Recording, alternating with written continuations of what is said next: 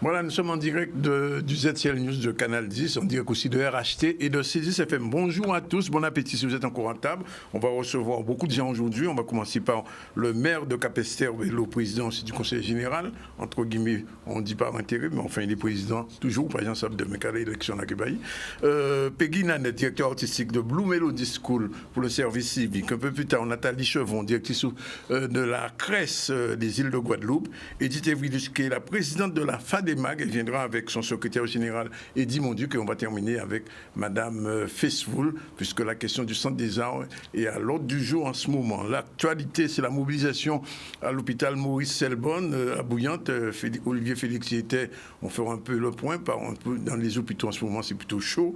Micro-trottoir, que pensez-vous des tests Covid payants? On saura la réponse avec la caméra d'Olivier Félix. Et puis, réaction de Askeda, quand elle est présidente de l'association Rêve. Ils ont porté plainte suite à la pollution à Lens, Gros-Sable à Sainte-Anne. C'est Michel Hérac qui a fait ce sujet. Puis on va terminer par les salariés de Salaco. Ils sont contents puisque finalement, l'entreprise ne va pas disparaître. L'hôtel va être repris.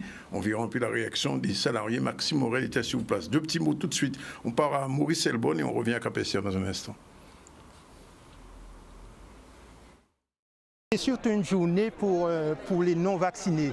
Donc on a voulu marquer le coup déjà pour faire comprendre que bon, on n'est pas contre la vaccination, mais contre l'obligation vaccinale. C'est surtout ça et surtout mobiliser l'ensemble des agents qui sont non vaccinés pour leur dire qu'on doit se mettre ensemble pour se battre.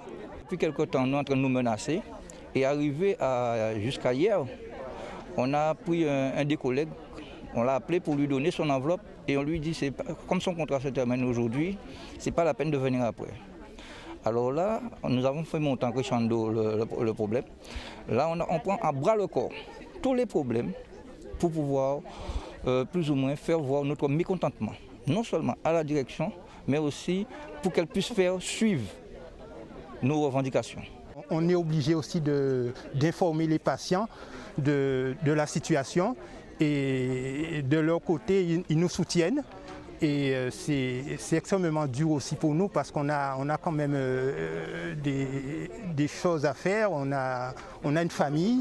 Donc c'est un choix qui est quand même difficile, mais on tient bon. C'est une situation difficile pour tout le monde, hein, pour toute la communauté hospitalière. Nous avons une loi que nous devons appliquer.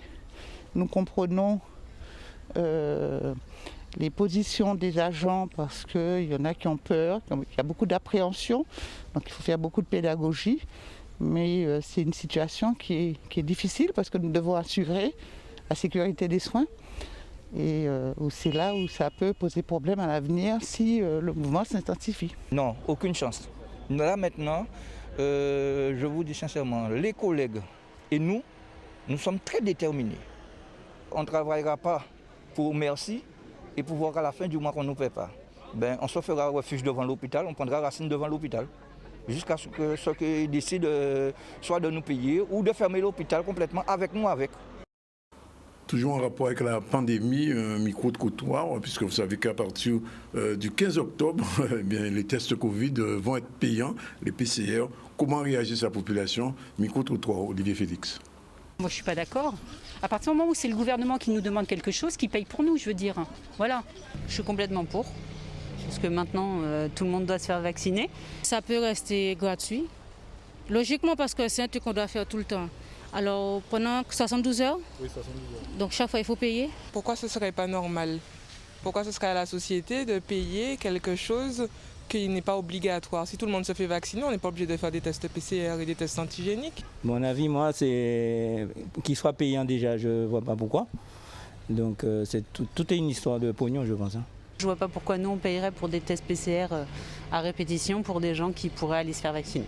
Je ne suis pas pour le fait qu'on oblige les gens à le faire, qu'on laisse les gens le faire. Hein? Justement, le fait de payer, donc ça va nous inciter à se vacciner, mais moi non. Déjà, c'est très très limite au niveau de...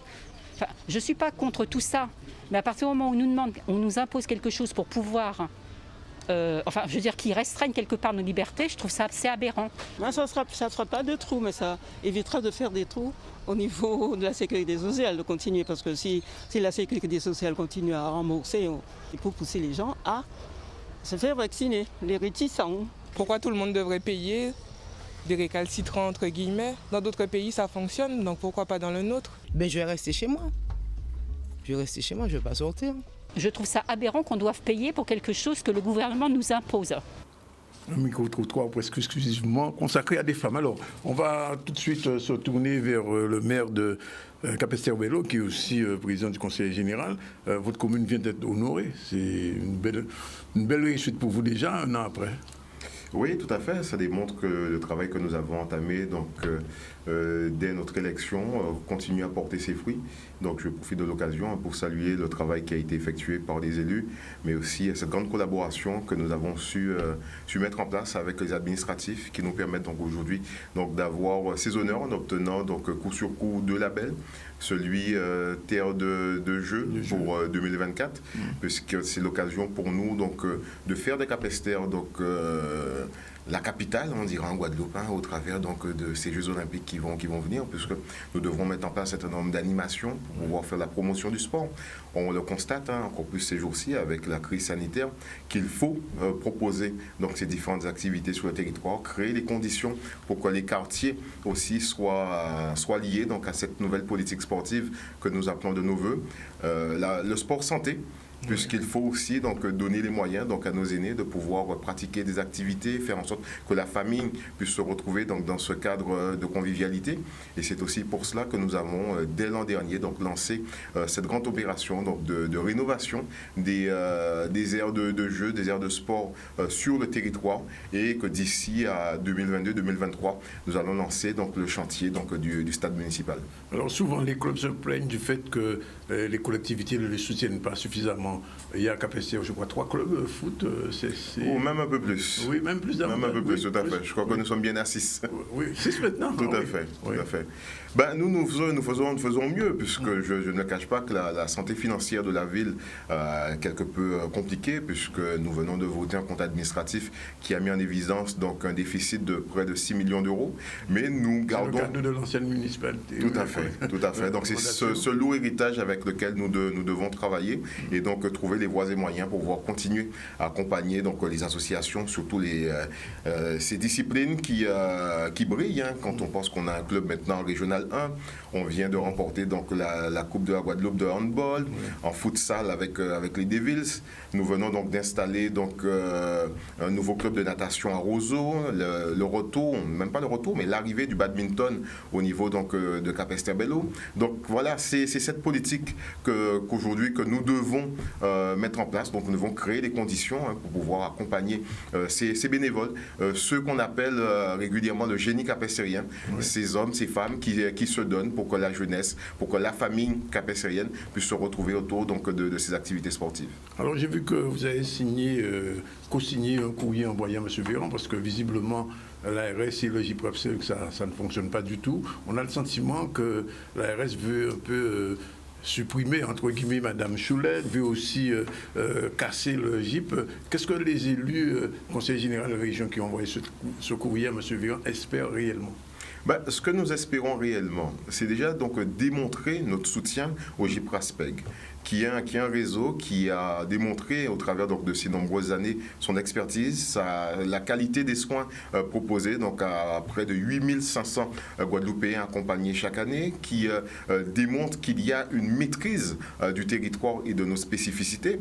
Or, nous ne comprenons pas comment, sans avoir pris l'aval, le point de vue des élus... Parce qu'il y a un conseil d'administration qui n'est même pas suivi, visiblement. Tout à fait. Donc là, c'est vraiment cette situation-là que nous souhaitons dénoncer au niveau du ministère, et rappeler la légitimité des élus à mettre en place une stratégie dans le cadre de la politique santé, et surtout que nous sommes conscients aujourd'hui que nous avons un GIP qui fonctionne. Le dernier bien d'ailleurs. Le dernier audit le démontre. Oui. Et même le dernier rapport invite d'autres régions à s'inspirer du JPRASPEG. Oui. Donc pourquoi nous allons démanteler une structure qui fonctionne, qui a des résultats, alors qu'il suffirait en réalité pour nous de la renforcer dans ses missions? Ça signifie signifie qu'il y aura un suivi. Si le ministre ne répond pas, vous irez voir l'ARS. Qu'est-ce qui va se passer concrètement? Parce que les salariés sont très inquiets en ce moment. Je pense qu'aujourd'hui, je peux m'avancer en disant qu'ils n'ont pas été inquiets. La représentation locale, région, département, nous avons pris position et nous allons créer les conditions pour être entendus. Car il est hors de question qu'on puisse prendre des décisions aussi importantes sur le territoire sans que les élus ne soient associés, alors que je le redis, s'il s'agissait d'une structure pour laquelle on pouvait avoir des doutes, le GIPRASPEC fonctionne, il a des résultats, donc nous allons rentrer dans ce dialogue pour qu'il soit renforcé dans ses missions sur le territoire. Vous attendez la réponse du ministre et la suite. Tout à fait. Oui. Alors, sur KPSR, revenons un petit peu, puisque vous êtes aussi le maire de la commune. On a parlé hier encore, au niveau de l'éducation, il y a tout un travail qui a été fait pour les 3 villes du Sud, Basse-Terre, Baïf et KPSR. En matière d'éducation, KPSR est assez bien pourvu, un lycée, 2 collèges. Qu'est-ce qui vous manque? Qu'est-ce qui nous manque aujourd'hui? Je dirais que c'était un petit peu ce parcours à proposer donc, à nos jeunes, puisqu'on se rend bien compte aussi que malheureusement KPSR fait partie donc, de ces communes où nous devons accompagner encore plus nos jeunes, puisqu'il faut que nous puissions faire monter donc, en termes de résultats, donc, et donc accompagner spécifiquement nos jeunes. Et c'est pour cela que nous accueillons donc, avec beaucoup d'enthousiasme donc, la mise en place donc, de ce réseau autour de la cité éducative pour que nous puissions baliser le parcours de nos enfants dès leur entrée dans le système, donc dès la maternelle jusqu'au lycée, puisqu'il s'agit pour nous vraiment d'accompagner le jeune, nous assurer qu'il y ait donc que son parcours de réussite éducative donc soit balisé et donc lui donner les moyens de réussir cette première chance qui est celle de l'éducation nationale. Parce que sur KPSR, vous le savez aussi bien que moi, il y a des secteurs un petit peu éloignés du bourg, je parle de la plaine, l'habitude que vous connaissez bien et autres. Est-ce que la politique municipale aujourd'hui visera un petit peu, je ne vais pas dire rapprocher enfin pas des villages, ces sections du bourg, mais enfin trouver un moyen, par exemple au niveau du transport, par exemple, qu'on est à la plaine KPSR, sous panier voiture ou à pied? Oui, c'est pour ça que là aujourd'hui donc nous travaillons donc de concert avec la région, avec la communauté d'agglomération pour pouvoir mettre en place un système de transport qui soit beaucoup plus performant. Ce qui fait que depuis quelques mois nous avons des rotations qui sont beaucoup plus importantes pour pouvoir diminuer, on va dire, cette fracture du territoire. Et c'est pour ça qu'on disait que autant sur le label sport dont on vient de parler, il faut que nous apportions donc une action dans le quartier, dans la proximité, mais il faut aussi que nous puissions rapprocher nos jeunes sur le plan scolaire, donc des établissements qui sont pour la grande majorité au centre-ville, leur permettre de pouvoir profiter des différentes activités au travers donc, de la bibliothèque pour laquelle nous avons un projet donc, de réaménagement. Nous travaillons actuellement au projet pour finaliser celui de la future médiathèque. Donc c'est-à-dire qu'il faut maintenant que nous soyons dans cette dimension qui nous permette de répondre aux besoins immédiats. Donc avec le label Cité éducative, tout en continuant à projeter Capesterre-Belle-Eau, la ville nouvelle que nous attendons. Au niveau culturel, Capesterre aussi a eu des atouts dans le passé. Est-ce que à ce niveau-là, il y a un travail qui va être entrepris de manière à valoriser un peu l'existant? Bon, c'est le seul temps-plein doux de ce type-là existant en Guadeloupe, et même au-delà, il ne faut même pas en Martinique, on n'en a pas l'équivalent. Et puis, il y a autre chose, on parle aussi de la cassaverie qui existe aussi, Capesterre, il faut le dire, il y a des atouts, mais comment revaloriser tout cela? Revaloriser tout cela, c'est avoir aussi donc une méthode.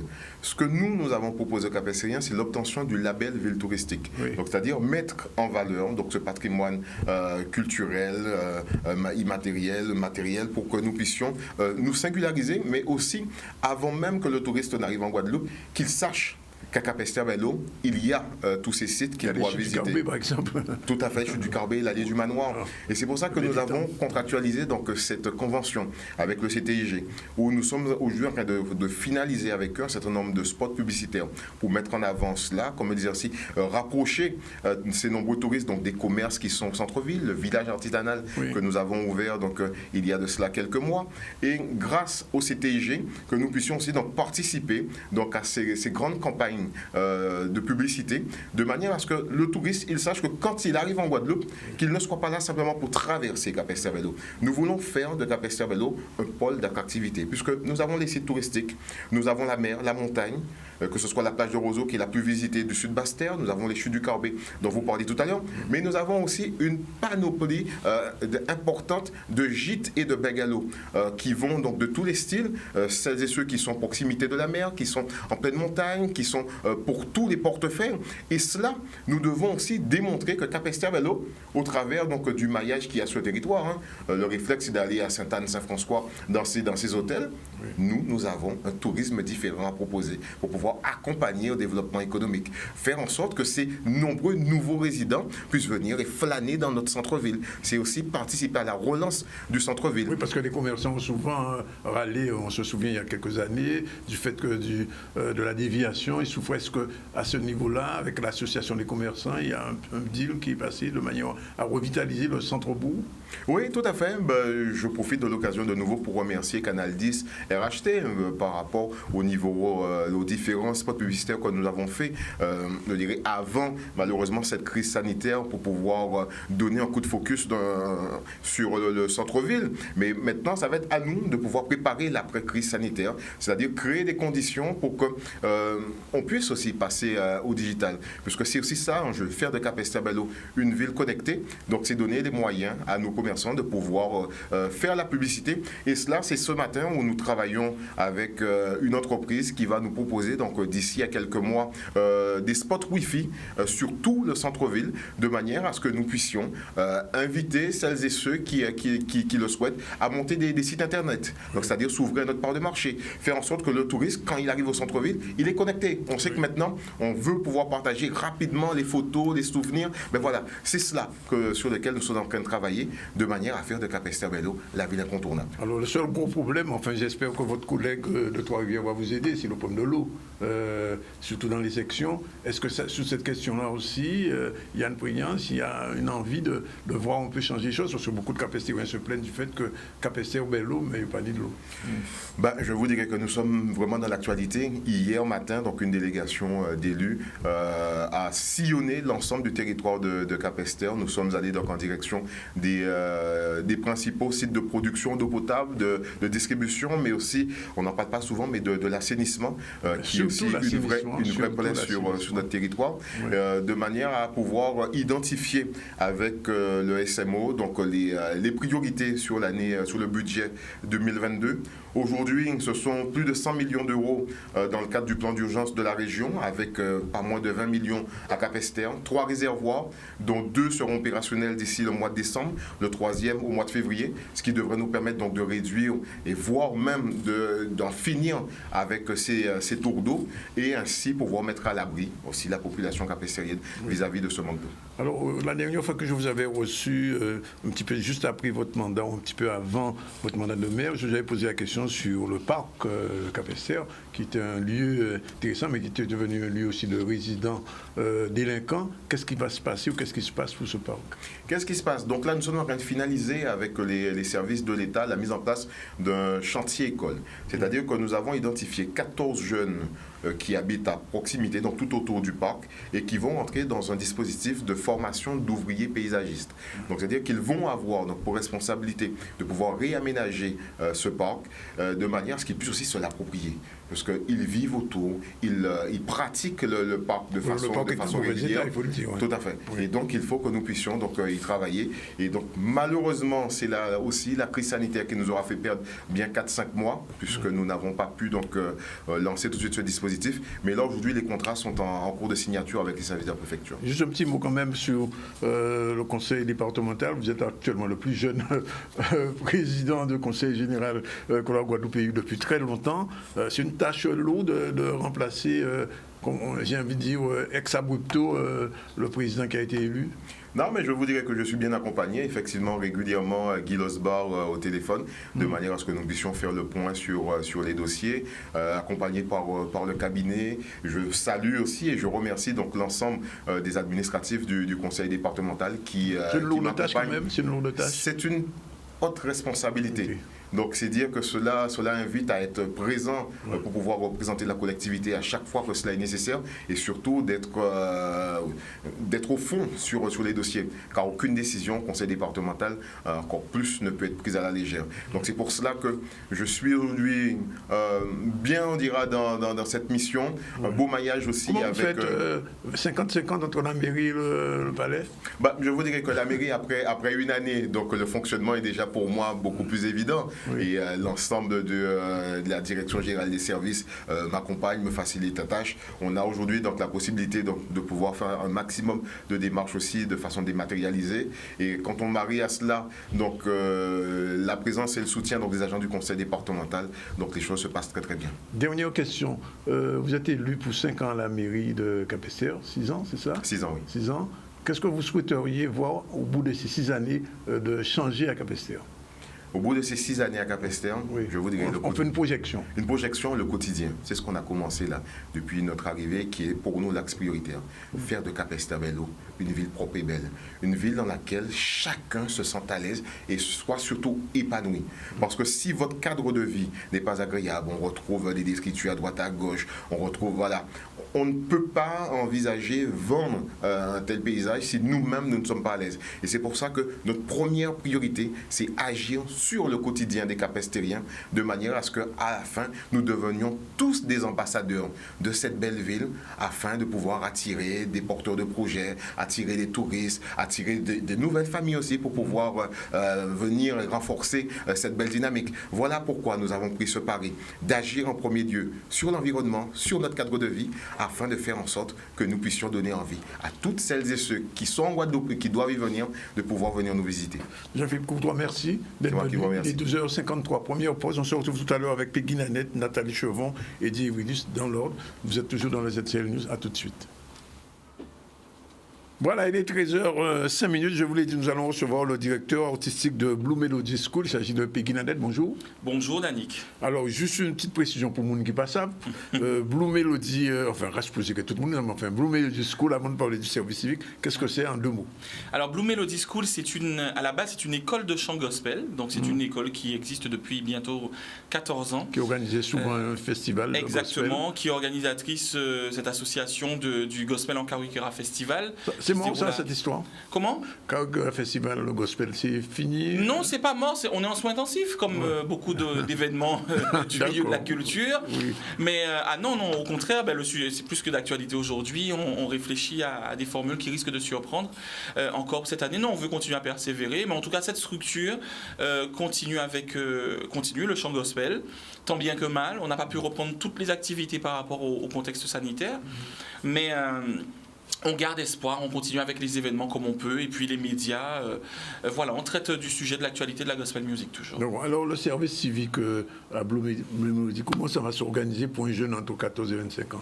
Alors ce qui est intéressant de savoir, c'est que, on le sait d'ailleurs en plus beaucoup à Canal 10 parce qu'on travaille aussi ensemble, de Blue Melody School est né Blue Melody School Radio, qui est cette web radio, et puis ce média en fait, site internet, application mobile, voilà, réseaux sociaux, qui traite vraiment de l'actualité de la gospel music. Les sorties d'albums, les événements, les sujets qui défraient un peu la chronique. Il n'y a pas très longtemps, on a traité le sujet du dernier sondage qui est sorti concernant les Français qui apparemment perdent la foi.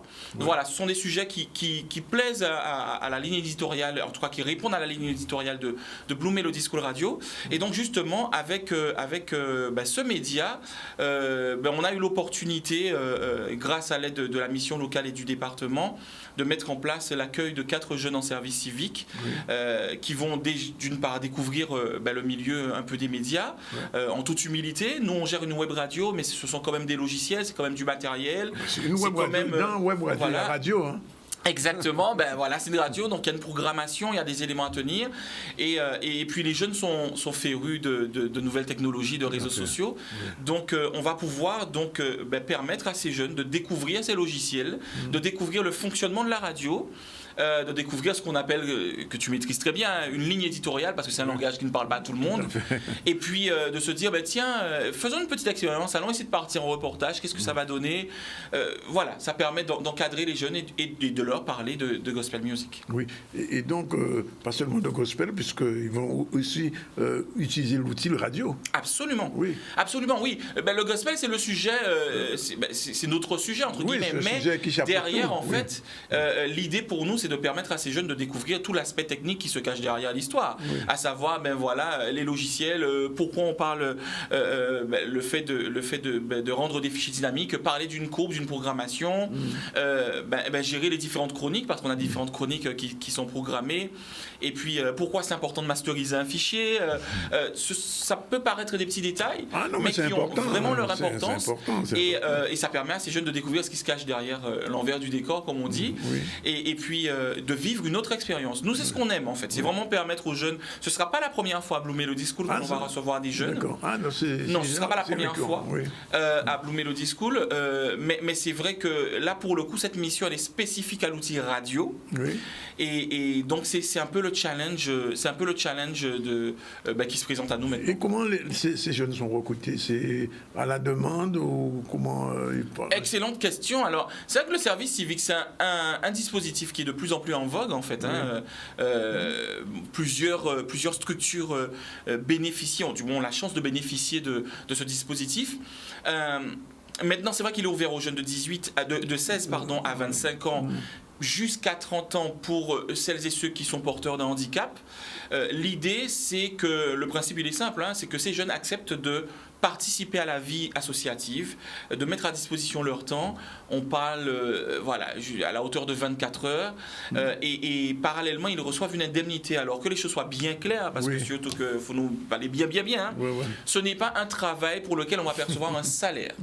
C'est vraiment une mise à disposition de services pour lequel on va recevoir une indemnité. Et là-dessus, la mission locale est très vigilante sur cet élément de langage parce qu'on est très transparent avec les jeunes aussi. On veut développer l'aspect justement associatif et collaboratif. Pas tu es là pour faire ton job et tu touches ça en fait. Et quand les jeunes repartent de Blue Melody School, on veut qu'ils repartent avec ce sentiment d'avoir participé activement à la vie d'une association et à tout ce que ça amène. Donc là, par exemple, si on parle de festival, justement, l'idée, c'est de leur permettre de vivre aussi les coulisses du festival, de mettre en place un plateau avec nous, de faire des choses, qu'ils s'imprègnent vraiment de la vie de l'association. Au niveau du gospel aujourd'hui, est-ce que, Peggy, vous avez le sentiment que ça avance un petit peu? Parce qu'à un moment, il y a une éclosion, il faut le dire, et puis j'ai le sentiment qu'aujourd'hui, ça un petit peu... Même en dehors de la pandémie, je parle, qu'est-ce qui se passe réellement? Il se passe qu'on est... Bon, si tu me poses cette question, tu t'attends à mes réponses aussi franches, je suppose. Oui, tout à fait. Il se passe que... Non, la gospel music se porte bien. La gospel music est quand même un tournant qui est un peu particulier. Il faut savoir que sur le territoire caribéen et francophone, ce sont les Africains et les Antillais qui font vivre la gospel music. Maintenant, c'est vrai qu'on vit une période un petit peu particulière. Pourquoi? Parce que aux États-Unis, on parle de l'industrie de la gospel music, comme n'importe quelle industrie, du R&B, de la pop, etc. Oui, tout à fait. Aux Antilles, il faut le dire franchement, on n'a pas encore réussi à s'organiser. On n'a pas de maison de disques comme on peut en avoir aux États-Unis. On n'a pas autant de médias qui vont traiter ce sujet comme là-bas. Il faut savoir qu'aux États-Unis, n'importe quel média traite la gospel music il y a un public gospel en Guadeloupe. Pourtant, il y a un public.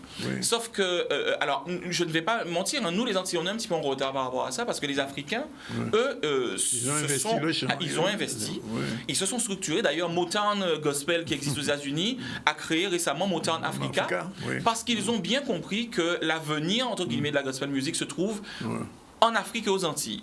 Sauf que dans cette organisation, on est encore un petit peu à la traîne. Bon, et puis il ne faut pas oublier que... Qu'est-ce qui manque, de l'audace ou de l'argent? Comment? Qu'est-ce qui manque, de l'audace ou de l'argent? Ou de la créativité?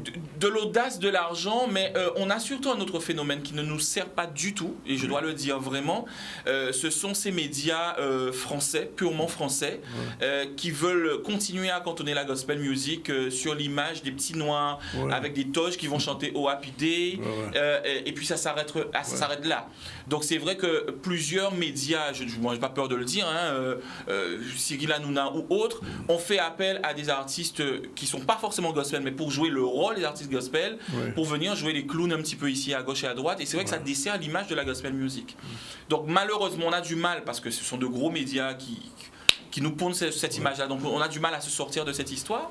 Mais je vous rassure, derrière, il faut savoir que oui, il y a des artistes qui sont toujours aussi engagés dans la gospel music. Le gospel caribéen, antillais, créole prend de plus en plus de dimensions et de plus en plus apprécié. Et prend aussi toute sa force, vraiment. D'ailleurs, mon dernier projet avec Blue Melody School, qui s'appelle Yesu Mama, c'est un titre vraiment... on retrouve un peu un rythme Saint-Jean derrière, mais qui est vraiment créole et qui est un gospel purement à la mode Guada, quoi, c'est ça. C'est du gospel caribéen. C'est du gospel caribéen empreint de nos racines, avec du tambour, avec du créole, parce que le gospel c'est aussi notre histoire en quelque part, dans une connotation spirituelle, et on entend bien défendre de plus en plus ces couleurs caribéennes. Est-ce qu'il y a un marché? Comment? Est-ce qu'il y a un marché pour le gospel? Oui, il y a un marché. Il y a un marché pour le gospel, assurément. Maintenant, c'est propre aussi au marché de la musique en général. Aujourd'hui, j'ai eu la conversation encore ce matin, on vend plus de CD. Pour rentabiliser les streams, c'est compliqué. Donc il faut que ce soit des médias qui nous soutiennent, et puis derrière on rentabilise comment par rapport à des événements. Sauf que comme je l'ai dit depuis 2 ans, en tout cas nous on est en soins intensifs. Proposer des événements, c'est être assujetti à plein de choses que l'on connaît, et c'est compliqué. Ça veut dire qu'il faudrait qu'un Canal 10 crée un gospel focus une fois par mois par exemple, ou par quinzaine ici. Exactement, ce qui n'est pas inenvisageable. Je profite, alors pas parce que c'est Canal 10, mais il faut dire la vérité. Canal 10 fait partie des médias qui nous soutiennent depuis tant d'années. Lorsque c'est la période du festival, on retrouve aussi les événements, les concerts qui sont diffusés. Canal 10 nous gratifie de reportages. Voilà, ce sont des partenaires de cœur et effectifs de l'événement et même de l'école depuis des années. Guadeloupe première en son temps, on le sait, j'ai eu l'occasion d'animer Gospel Jazz et Création pendant 5 ans. Maintenant, c'est vrai que il faut simplement que la gospel music, qu'on accepte de laisser sa chance à la gospel music, tout simplement parce qu'il y a un vrai public qui est demandeur et porteur de ce que défend la gospel music. Je crois aussi, je rencontre souvent beaucoup de gens dans leur voiture, ils croient que c'est gospel. Absolument. Je suis quelquefois étonné, on est dans la voiture d'une personne, Danny Kounetsan. Et puis, oui, mais parce qu'en fait, je pense que les gens, je parle des gens de mon pays en tout cas, sont de plus en plus francs et honnêtes. C'est-à-dire qu'ils ont aimé Gokayo, ils ont aimé Zoukayo, ils ont aimé Gospel Ayo, ils ont aimé Louange-Ayo, ils ont aimé Compa-Ayo. Et les gens, avant, comme on avait beaucoup cette image uniquement de musique, uniquement contournée à l'aspect religieux, les gens avaient un petit peu de doute sur leur démarche. Mais il faut savoir que pays en nous, en général, les Antillais, on est intrinsèquement religieux, spirituel en tout cas. Et les gens n'ont plus peur de vivre leur spiritualité au grand jour. Ils l'affichent même, ils ont la foi. Moi, sondage à français là, par contre, à faire un peu, parce qu'ils n'ont pas sondé les Antillais. En cas, si on a fait un sondage spécifique aux Antillais, ça t'est différent. En tout cas, Peggy, merci d'être venu. Alors, pour écouter Blue Melody School, à quel moment quelqu'un, parce que c'est sur le net, bien sûr. Absolument, bluemelodyschoolradio.com, naturellement. Et puis on a une application qui est téléchargeable sur l'App Store et sur Google Play. Et puis voilà, et puis on est Blue Melody School sur tous les réseaux, Facebook, Twitter, Instagram, on peut se trouver. Et puis c'est surtout, on lance cet appel, c'est la deadline arrive. Et il nous reste encore, on a encore deux jeunes. Il nous reste 2 jeunes. 2 places. 2 places, entre guillemets, à attribuer. Donc ces jeunes qui veulent venir vivre cette aventure, qui ont un peu de temps à consacrer à Blue Melody School Radio et qui ont envie surtout de vivre une aventure exceptionnelle, ils nous contactent bluemelodyschoolradio.com, ils nous envoient un mail via les plateformes, CV, lettre de motivation, comme tout le monde, on fait les choses bien et puis on passe cet entretien et puis on est prêt à partir. Peggy Nanette, merci d'être venu. 13h16, deuxième pause. Dans un instant, on reçoit Nathalie Chevron, Edith Evilus et Edouard Monduc. C'est tout de suite après la pause. Voilà, il est 13h27. Nous allons recevoir dans l'ordre de Nathalie Chevron, directrice de la Cresse. Bonjour. Bonjour. Ensuite, Edith Evilus, présidente de la FADEMA qui vient de se créer. Bonjour. Bonjour. Et monsieur Edouard Monduc, on travaille toutes nos qui est secrétaire général de la FADEMA aussi. On va parler de Marie-Garlande, bien évidemment, puisqu'à Marie-Garlande, ça commence à bouger, puisque, semble-t-il, même l'usine... on va parler de ça tout à l'heure. Pour l'instant, on va parler du Didico de l'ESS, et avant ça, générique de l'ESS. C'est parti.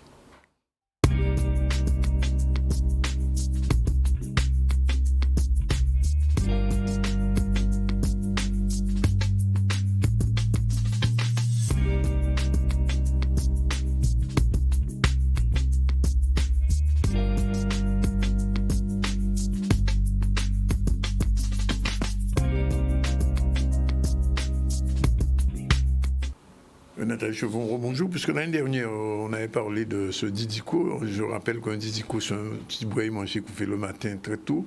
C'est comme ça qu'on faisait ça nos grands-parents.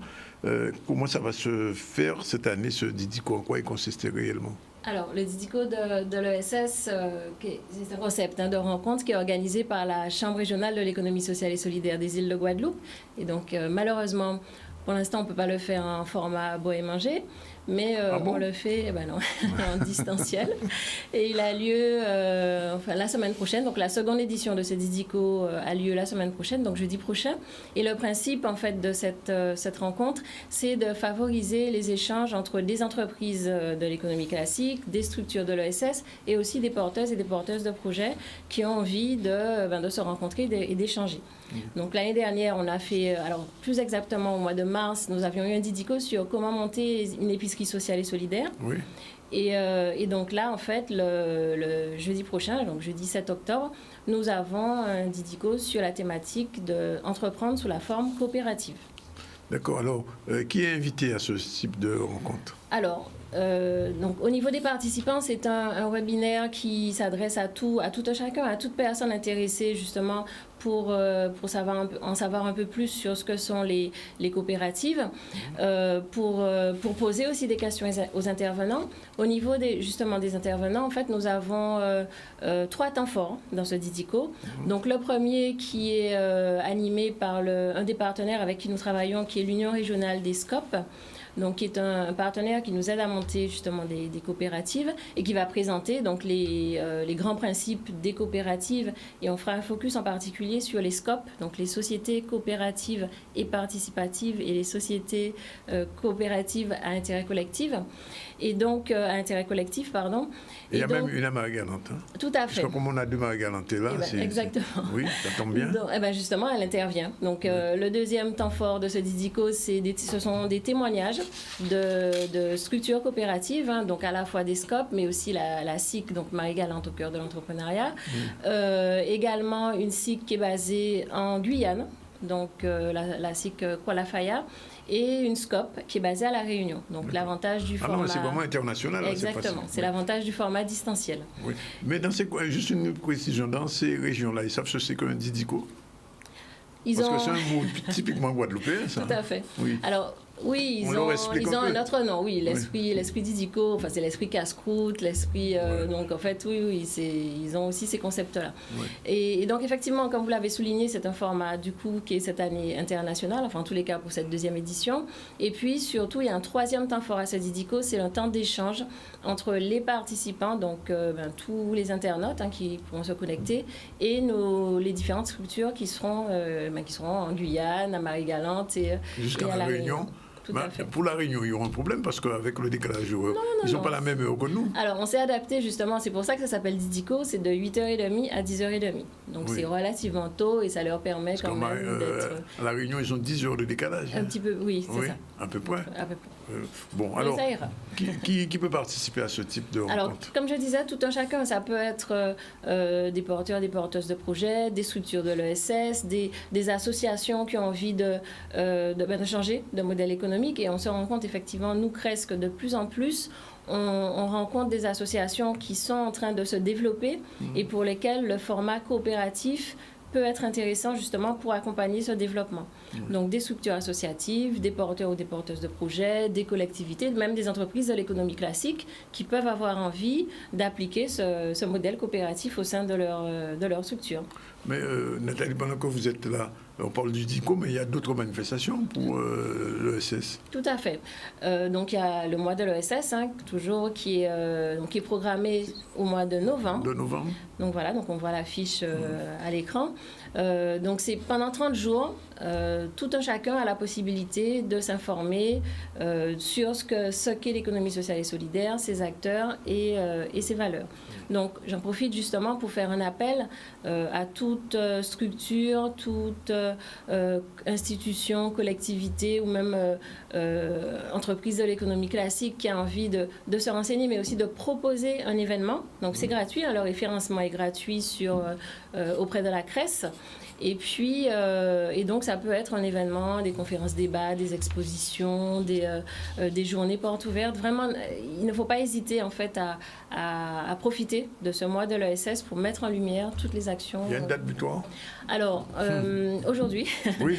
Normalement, les la deadline, c'est aujourd'hui. Jusqu'à aujourd'hui pour se référencer, mais il est encore possible de nous envoyer des propositions d'événements la semaine prochaine. On est même, dans certains cas, on peut aider aussi la structure si elle n'a pas d'idée, elle a envie de faire quelque chose, mais elle ne sait pas comment, à quelle date, sous quel format. On est là aussi, nous, CRES, pour l'aider à organiser cet événement. Merci Nathalie. Alors ne partez pas. Oui, un dernier mot? Oui, alors c'était simplement pour rappeler en fait que aussi bien pour s'inscrire au Didico, mais aussi au mois de l'ESS. Donc il faut aller sur notre site internet, donc www, donc normalement il y a une affiche, cres-île-de-guadeloupe.fr. Et puis, comme vous le savez, ce sont des actions qui sont possibles grâce au soutien de l'État, de la région, du département et du Fonds social européen. Merci Nathalie. Alors justement, je me tourne vers Mme Évrilus et M. Monduc qui viennent de créer la FADEMAG. Alors, comment l'idée est venue, Edith? Bonjour. Bonjour. Alors, l'idée m'est venue de créer la FADEMAG. Parce qu'avec il faut dire ce que ça veut dire. La FADEMAG, c'est la Fédération des associations économiques de Marie-Galante. Ouais, ça peut être dans l'économie sociale. Dans l'air du temps. Oui, oui. Bon, alors. Oui, parce que, avec le nombre d'années d'expérience que j'ai eu dans les entreprises et aussi à la Chambre de commerce, et en voyant cette économie de Marie-Galante qui a tendance à s'effondrer ou alors s'effriter un peu, et j'ai réfléchi avec des amis en disant pourquoi ne pas créer une fédération qui serait la passerelle entre les institutions politiques, les institutions économiques et les chefs d'entreprise pour que nous puissions enfin parler d'une même voix, mais aussi repenser la fondation de l'économie marie-galantaise, puisque je le dis tout le temps, nous sommes dans une économie de résistance. Et nous avons face à nous des chefs d'entreprise qui sont dans la résilience. Donc maintenant, comment concevoir résistance et résilience et comment faire en sorte que nous puissions donner l'estime. Parce que quand on a une entreprise, quand on ouvre son commerce, c'est qu'on s'estime, on estime qu'on a un potentiel. Et donc, comment utiliser ce potentiel? Et aussi, nous sommes là pour accompagner les jeunes et pour pouvoir faire naître l'esprit d'entreprendre aux jeunes qui se déroutent un peu vers l'idée de l'entreprise. Donc, la FADEMAG, elle est là aussi, puisque nous avons en nos seins, tout à l'heure, mon secrétaire général vous donnera plus de... La structuration. La structuration. Mais juste pour vous dire que nous avons aussi intégré l'association des marins-pêcheurs de la Désirade, avec la FADEMAG qui a pris naissance à Marie-Galante. Pourquoi? Parce que la Désirade, Marie-Galante, ce sont des îles. Nous avons à peu près les mêmes problématiques. Bon, c'est vrai que la Désirade a sa spécificité, Marie-Galante a sa spécificité.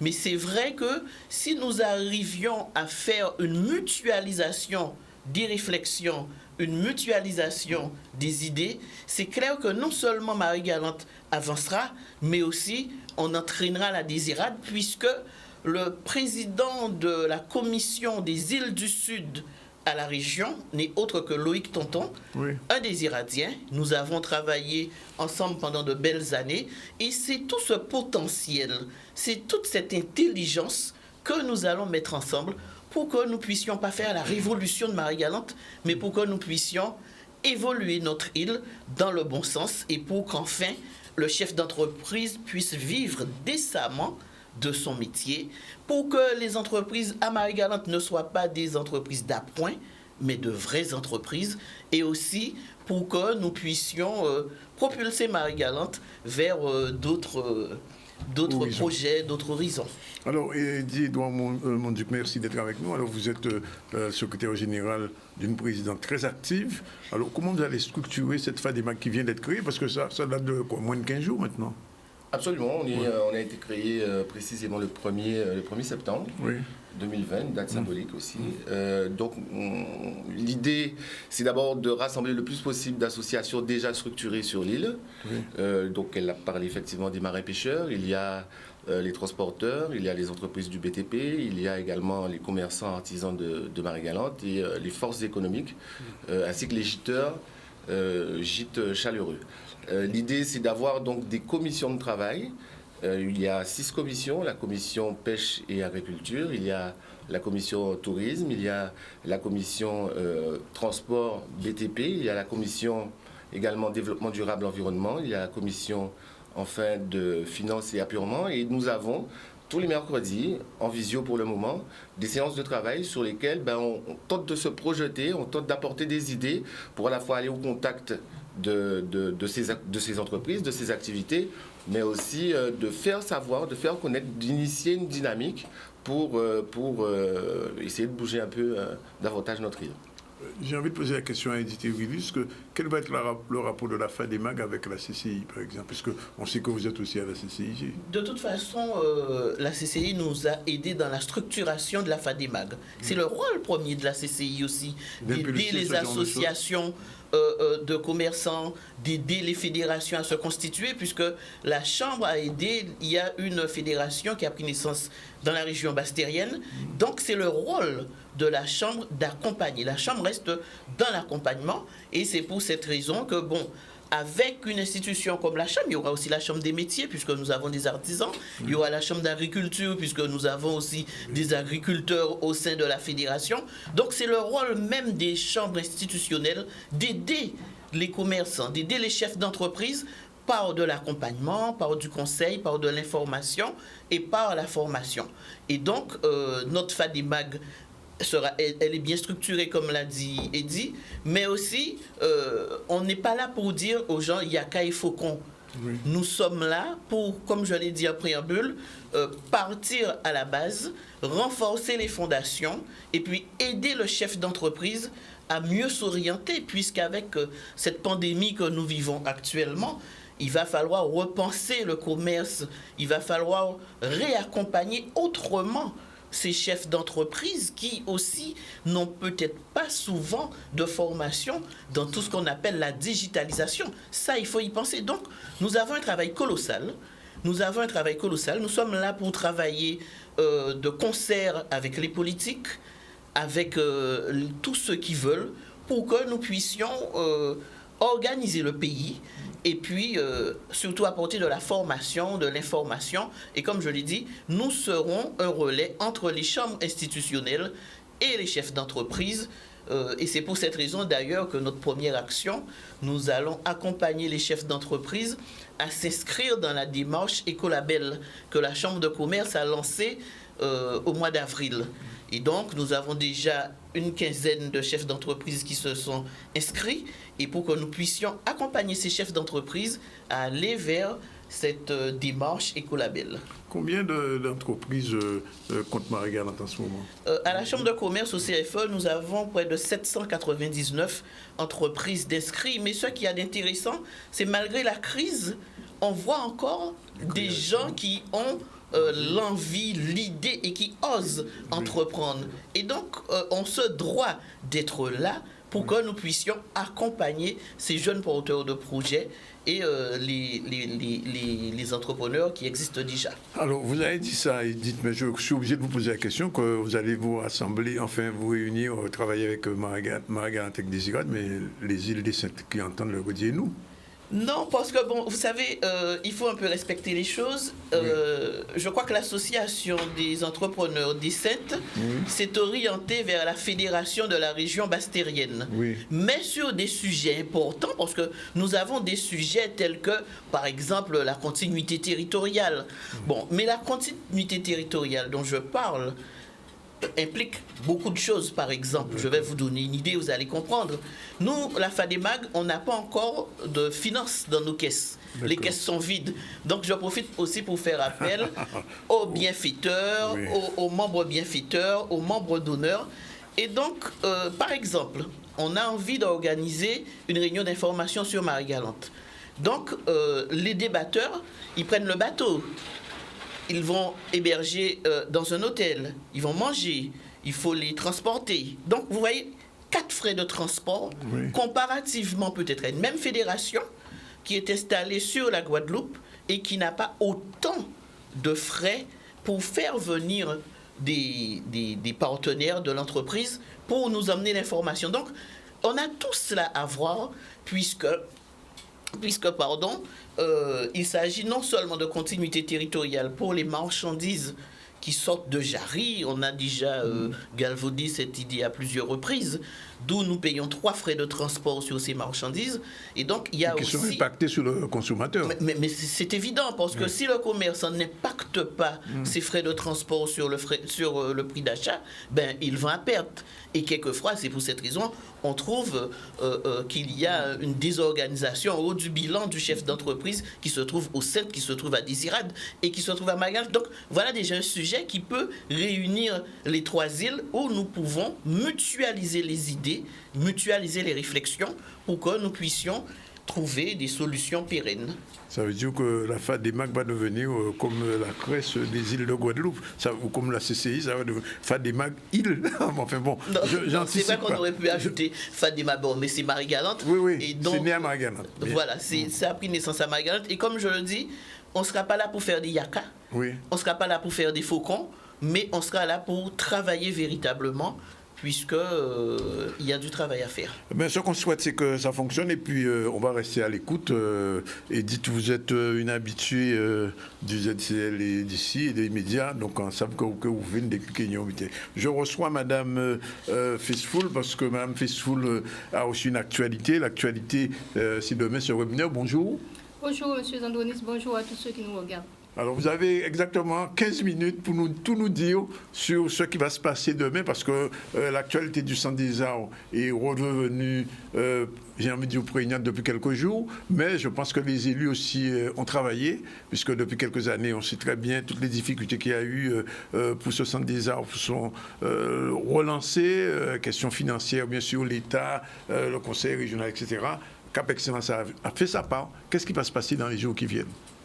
Alors, depuis quelque temps, Cap Excellence travaille à la relance du projet du nouveau Centre des Arts. Hein. Oui. Mais tout le monde entend parler du Centre des Arts. Nous avons rencontré les artistes, nous avons rencontré notamment ceux qui occupent le Centre des Arts, mais il est important que la population aussi sache, parce que c'est un patrimoine, le Centre des Arts appartient à la population. Donc le webinaire a pour objet d'informer la population de ce qui se passe et de ce qui va se passer. Donc pour ne pas l'oublier, je voudrais donner tout de suite la Tout de suite, oui, pour que ça pas arriver comme ça fait dire soir, oui. Vous avez tout compris. Oui. Alors, le numéro du webinaire, 894 24 45 93 55. Je reprends. On reprend 894 24 45 93 55. Ça commence à quelle heure exactement? Alors, je donne le code secret tout de suite. Oui. 48 244. Code secret 48 244. On va le répéter à la fin. Demain vendredi, merci M. Zandonis. Oui. Demain vendredi à 18h. Oui. Alors, donc, c'est à l'attention de la population tout entière, du tout public. Alors, quelle est un petit peu, on va dire, la feuille de route aujourd'hui de Cap Excellence par rapport au Centre des Arts? On sait, bon, il est occupé, mais les gens ne vont pas continuer à vivre dans un Centre des Arts qui n'est pas organisé réellement. Qu'est-ce qui va se passer dans les mois, peut-être dans les années à venir? Alors, le président Éric Jalton a la volonté de faire revivre ce Centre des Arts. Il l'a pris en main, Cap Excellence a pris en main le Centre des Arts en 2011. Oui. Et depuis, nous avons connu des aventures malheureuses. En 2016, il y a eu 2 défaillances d'entreprises. L'entreprise qui s'occupait de la plomberie et celle qui s'occupait de la climatisation. En 2020, nous avons eu l'entreprise Gros Œuvres qui a fait faillite aussi et qui attribue sa faillite à la crise sanitaire. Donc, beaucoup de difficultés. Mais la commission culture a pour mission de relancer la réflexion, de relancer le travail avec les artistes. Donc nous allons désigner très rapidement un programmiste qui aura pour tâche de recalibrer ce Centre des Arts, autant en termes d'architecture en tenant compte de ce que pensent, de ce que disent des desiderata des artistes, et en ce qui concerne aussi le contenu de ce Centre des Arts. Ensuite, la deuxième étape, ça a été la rencontre avec tous les artistes dans tous les domaines, y compris le théâtre, la musique, la danse, la lecture publique et les organisateurs de spectacles. Nous les avons rencontrés. Et hier après-midi, il y a eu une restitution des travaux de ces rencontres que nous avons eues, de ces concertations. Oui. Et demain, donc il y a nous allons step by step. Hein. Donc demain, il y aura, demain vendredi, ce webinaire dont nous avons parlé. Et puis après, on va passer au stade des financeurs. Là, nous avons déjà rencontré les financeurs et nous attendons Qui sont ces financeurs pour l'instant? Alors, notre plan de financement consiste à faire appel aux institutionnels d'abord, hein, parce que, comme le disent les occupants du Centre des Arts, ils veulent un pôle régional de la culture. Oui. Ce qui signifie que la culture n'est pas abimienne, n'est pas bémaotienne, n'est pas pointoise. Ce n'est pas une culture Cap Excellence. La culture, c'est guadeloupéenne. Voilà, guadeloupéenne. Et le Centre des Arts aussi, parce que tout le monde fréquente le Centre des Arts. Il n'y a pas que les Cap Excellenciens qui s'occupent et qui occupent le Centre des Arts. Donc, c'est tout le monde. Et donc, nous faisons appel aux institutionnels d'abord, région, département, État, fonds européens. Évidemment, à tous les coups, il y a une participation de 20% de Cap Excellence. Donc, Cap Excellence n'y échappe pas. Oui. Et donc, nous attendons, les dossiers sont déposés, les rencontres ont eu lieu, on nous demande des papiers, nous les donnons, c'est l'administration française qui est comme ça, beaucoup de paperasse, nous donnons les papiers et nous attendons. Nous attendons. Par contre, si d'aventure... Ils prennent des engagements quand même, ces institutionnels? Ils ne disent pas non. Oui, mais ils ne disent pas oui non plus. Ils ne disent pas oui. Mais nous attendons parce que la population attend. Parce que les artistes en ont besoin. Les artistes attendent, ceux qui sont au Centre des Arts attendent. Et donc, nous disons que si d'aventure, tout le monde nous laissait tomber comme si le Centre des Arts nous appartenait, eh bien, nous avons un plan B qui consiste à offrir aux artistes uniquement l'espace de diffusion. La grande salle? Oui. Mais ça veut dire que le Centre des Arts serait un petit peu amoindri, mais avec uniquement un lieu de diffusion. Je pense que les institutionnels sont plus intelligents que cela et chacun de son côté fera l'effort pour prendre ses responsabilités, parce que c'est ce que nous demandons, c'est ce que chacun souhaite. Il faut une réflexion pour la mise en œuvre d'un pôle culturel régional. C'est ce qu'il demande et c'est notre point de vue aussi. Et comme le président Jalton a été interpellé par les occupants du Centre des Arts, ils l'ont rencontré, ils ont réfléchi et ils se disent qu'ensemble, qu'il faut faire quelque chose. C'est Cap Excellence qui est ciblé. Mais Cap Excellence, ils n'ont rien contre Cap Excellence. Oui. Donc, ils souhaitent que quelque chose vienne de Cap Excellence. Eh bien, nous allons essayer. Oui. Le président Éric Jalton pense aux États généraux de la culture. Il va faire appel à tous les institutionnels pour mettre chacun devant ses responsabilités. Et là, Cap Excellence va travailler en tant que partenaire. Mais ce ne sera pas Cap Excellence qui sera porteur des États généraux. Oui. Parce que les États généraux concernent la culture en Guadeloupe. Je rappelle quand même que le vice-président de Cap Excellence aussi, c'est le président du conseil régional jusqu'à maintenant. Le premier vice-président, c'est M. Harry Chalus. C'est M. Chalus. C'est qu'au conseil d'administration, on trouve aussi des gens du conseil départemental, dont M. Mado, par exemple, qui est très impliqué dans la culture aussi. Tout à fait, et qui porte avec nous ce projet, qui nous accompagne, il est à sa place, puisqu'il est membre de la commission culture, et il est parfaitement à sa place. Donc, il est avec nous à la commission culture, mais il est aussi ami avec ceux qui occupent le Centre des Arts parce qu'il est lui-même artiste. Il est musicien, artiste. Voilà. Alors, je ne vais pas poser encore cette question, je la pose quand même. Il y a eu tellement de calendriers d'ouverture du Centre des Arts. Est-ce qu'aujourd'hui, Mme Festfoul, on peut dire, dans X mois, ce Centre des Arts pourra accueillir du public? On peut faire des simulations. Par exemple. Oui. Se dire, et c'est ce qu'on se dit, qu'au deuxième trimestre 2022, les travaux vont démarrer. Les travaux vont démarrer au deuxième trimestre 2022. Oui. Et ça va coûter combien globalement ce qui reste à faire? Alors, vous savez, vous l'avez entendu, que Cap Excellence a déjà porté 17 millions sur ses fonds propres. Oui. Bon, il reste 18 millions à trouver. Et nous avons, mathématiquement, nous nous sommes dit que s'il y a les 5 partenaires, les 4 que je vous ai cités... L'État, la région, le département et peut-être... Les fonds européens et Cap Excellence, 5 participants. Les autres EPCI ne sont pas concernés? Non, puisque vous savez, ils ont chacun leurs difficultés. Hein. Oui. On ne va pas demander à un PCI de venir aider un autre PCI, sauf s'il y en a un qui on peut demander ça à la Carle, par exemple. Moi, vous savez, je ne vais pas prendre la place de mon président. Oui. Et entre présidents, ils se parlent, mais donc je ne vais pas anticiper sur ça. Oui. Mais pour être sérieux, pour parler sérieusement, il y a cinq participants, on va dire, 5 financeurs potentiels, avec en faisant la division 18 millions divisé par 5, ça donne 3,6 millions. 3,6 millions, c'est pratiquement rien. C'est possible. Oui, c'est possible. En tout cas, ce n'est pas impossible. 2 petits mots quand même, on ne va pas parler conditions des arts. Sonis, ça redémarre dans les jours qui viennent? Oui, mais Sonis n'est jamais moribond. C'est un endroit où beaucoup de choses se passent. Ah, ça, je sais. J'en sais bien. Avec un directeur qui est très dynamique. Oui. Les choses se passent bien. Donc, Sonis reprend ses activités dans les semaines. Tout à fait, mais nous avons la chance. Et dit qu'on reviendra bientôt en parler ici. Nous avons la chance d'avoir sur le territoire de Cap Excellence la salle Sonis qui fonctionne. Oui. Et nous avons aussi la salle Félix Poto aux Abîmes qui est quand même une salle superbement équipée avec une médiathèque et un auditorium. Donc, une salle superbement équipée. Nous avons des salles qui peuvent accueillir des artistes. Mais en petite quantité. Vous voyez? Donc, entre 200 et 300 places. Nous avons Félix aussi Poto, c'est 300 places à peu près, c'est ça? Félix Poto, 216 places. 216 places. C'est pas tellement plus que le MAC, finalement. Non, le MAC, je crois, c'est 300 places. 320 à peu près. Voilà, et de 200 pour Sonis, un peu moins pour la salle Georges Tarrer, un peu moins pour quand même, il y a un petit circuit quand même, il y a un petit circuit quand même à faire pour les artistes. Oui, Bémaro, Pointe-à-Pitre, Abîme, nous avons des salles où nous pouvons installer nos artistes, mais ce n'est pas, les artistes ne demandent pas cela. Ils demandent un espace où ils peuvent mettre en place de la formation, où ils peuvent faire de la création et aussi de la diffusion. Et c'est ce qu'ils attendent du Centre des Arts, un espace de création. On n'a pas, on leur donne la possibilité de faire des résidences d'artistes à Albon, à Proto, mais ils ont besoin de mieux que ça.